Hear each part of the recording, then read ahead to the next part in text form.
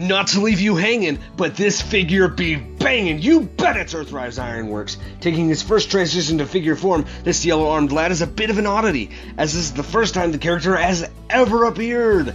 Yes, you heard me right. This is the first time he's ever appeared. Now, Ironworks is actually an Autobot Micromaster base, marking the first time it's ever appeared in toy form from my knowledge. And as for the robot mode, it's actually based off of Micromaster commanding the station, also named Ironworks. And with Hasbro's design team combining the two into a never-before-seen character. That's actually really awesome. I dig it. Now, in terms of accessories, the whole figure can technically be an accessory for other figures, but if you're talking about Ironworks specifically, he comes with a yellow and black gun which can be split into two guns and be dual-wielded. Awesome! And on to the main figure. His robot mode is clearly based more off of the Micromaster character, taking cues from it, but he's kind of got his own style, which is awesome. I totally dig that slightly metallic brown from the chest to head, and the red accents throughout are awesome. The yellow arms are super cool and unique to the rather mute colors of Ironworks, and to give him a little more flair, I like to unpeg the back panel and the two side panels on the side to give him a trench coat look, which is kind of what I prefer for him. Dude, check out that head sculpt! With a really cool red mouthpiece and red visor, this screams G1 goodness. And while it might look rather bland, I appreciate the look, as he's not supposed to be a standout character, and if he was ever to appear in the cartoon, I'm sure he would be more of a background character akin to like Cliffjumper or Hoist or whatever. Articulation is pretty standard for this class of figure, just decent.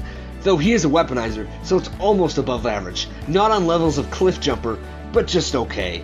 And he's not going to pull off any mind-blowing poses. I mean, look at that. Is that mind-blowing? I don't think so. And what about that? No, never mind. That's pretty mind-blowing. That's actually really cool. I like that.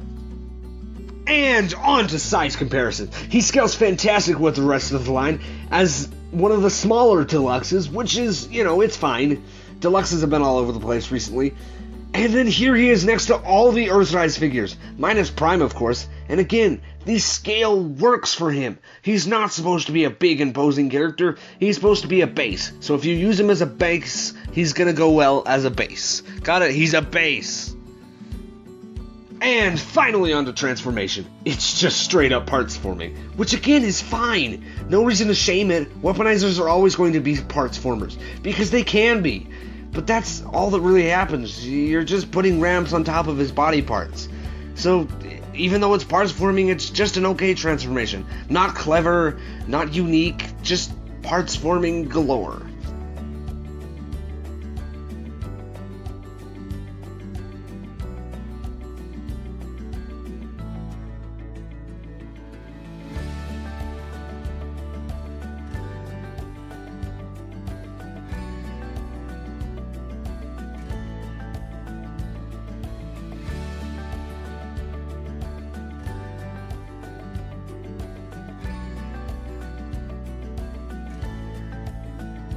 And here's Ironworks in his actual base form. And yeah, this is pretty accurate to what it's supposed to be. Not awful, just very average.